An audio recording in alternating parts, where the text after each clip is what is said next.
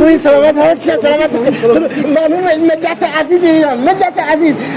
مسئولین خیلی ناراحت میاد واقعا آره خیلی اگر آقای قالیباف داشت بده من از معیشت مردم واقعا نگرانم واقعا بله آقای پزشکیان البته آقای پزشکیان به وضعیت گرانی خیلی ناراحت اعتراض داشته از آقای قالیباف سفره مردم بوجر بیاسا اینا باید سفره بسینیم مردم سفره ارزان بسینیم تا سفره که من کلمه بود مسئولین محترم سفره فروشه سفره 100 متر سفره بیار راست 100 متر این 100 متر درست من خدا بیمار کنم اینجا پیدا آقای قالیباف اصلا سفره خیلی کلک میده ممنونم بله اینا سفره ببخشید آقا اصلا خاطر این مسئولین خیلی مقدر بیاد آره واقعا پشتم یعنی مسئولین مملکت باید ناراحت نمید باید تحمل بکنم بله آقا اصلا برای تحمل تو برنیم مثلا اگر وسیعه اگر جو برینم کمو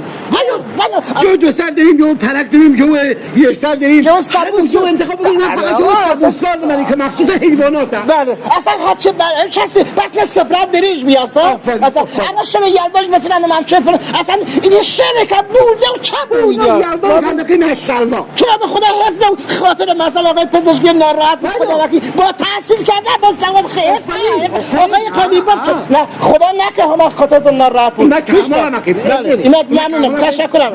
بله خیلی ممنون تشکرم هیچ وقت گوشت ناراحت نکن ایمت تا پای مرگ ایمن